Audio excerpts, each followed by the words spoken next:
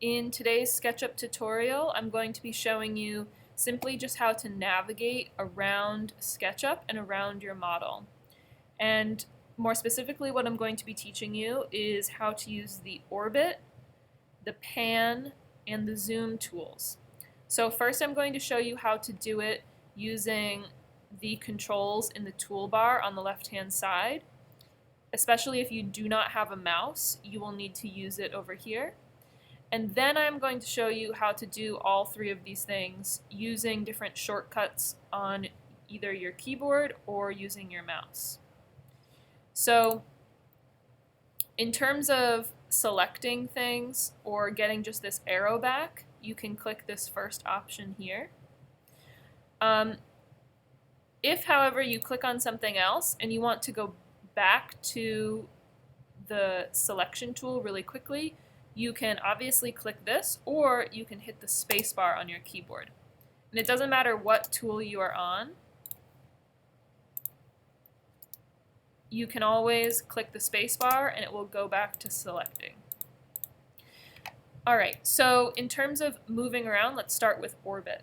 So if you go to the very, very bottom of the toolbar on the left-hand side, if you click that option, all of the tools that I'll be going over today are in here. So the first one, where it has these two arrows moving in a circle, is the orbit tool. The second one with the hand is called the pan tool. And then these three are different zoom options. So let's start with the orbit. The orbit simply allows you to rotate around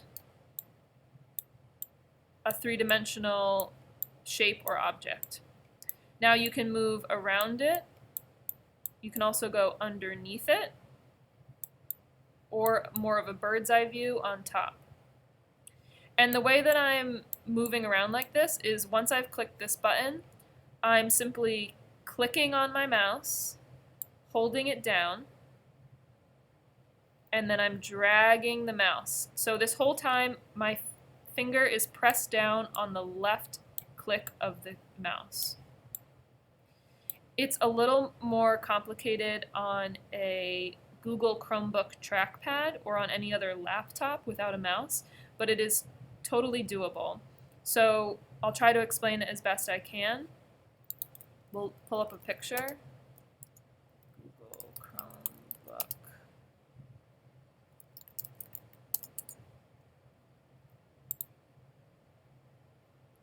So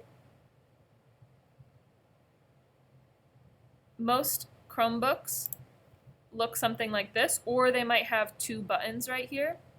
So you're going to use the left-hand click on the left-hand side, or just click down anywhere on the trackpad with one finger, and then you're going to use another finger to move around on the trackpad to do this.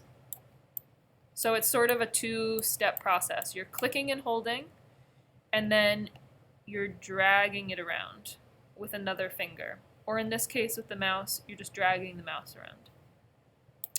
Now, if you want to easily access this without having to come over to the toolbar, and you have a computer mouse, all you have to do is click the scroll wheel in the middle of your mouse. And you can see it appear when I click down on it.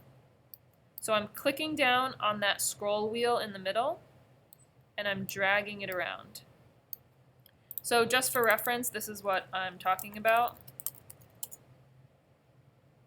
This centerpiece right here that allows you to scroll up and down on a web page can also be clicked down like a regular mouse click.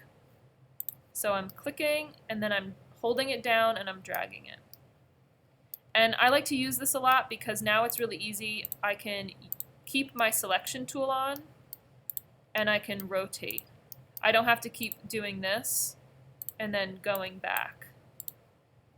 It only takes a second, but it adds up after a while, so I recommend getting in the habit of doing some of these shortcuts.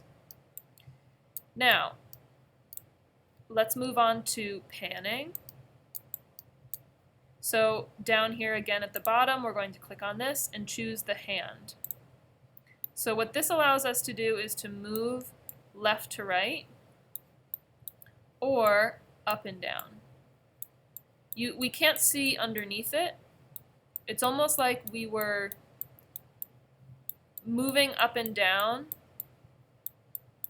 on a wall or a pole.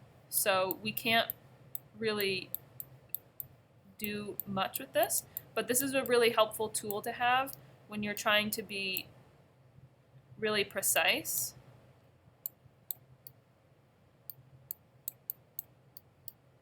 It also allows you to move up alongside a model.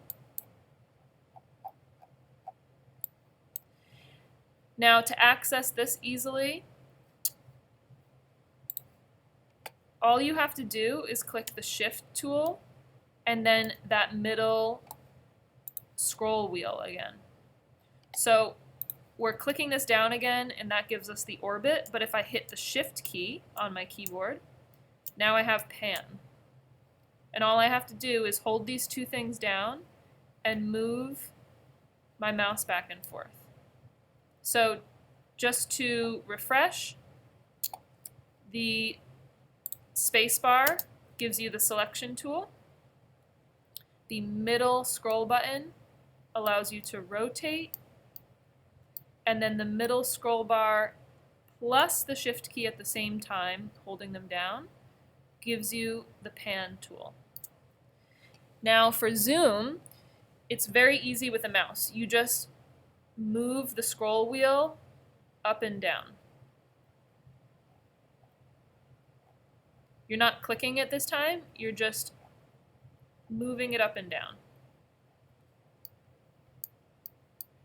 If you do not have access to a mouse, then you can click here and you can click this first zoom and you'll get this magnifying glass.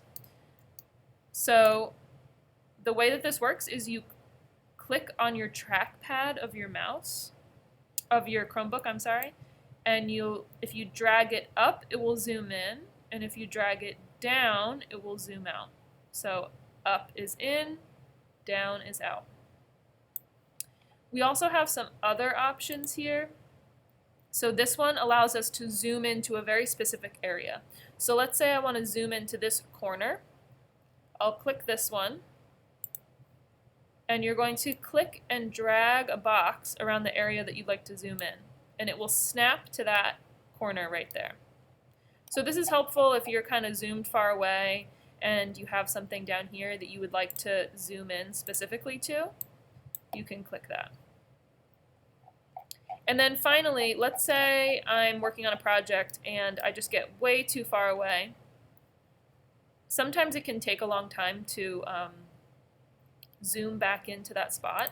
So you can kind of click on your model really tiny down there, and you can choose this last option, and what it will do is it will zoom and fit it back in the screen. So you can see it just jumped really quickly. This is also useful sometimes when you're working on a project. You can get stuck inside the wall, so it's not really going to happen right now, but sometimes you can get stuck inside your model. So right now I'm inside the cube, and it can get confusing. So I find that the zoom extents is helpful if that happens, because then I can just zoom out again. So that is how to orbit, pan, zoom, and also how to easily access the select tool.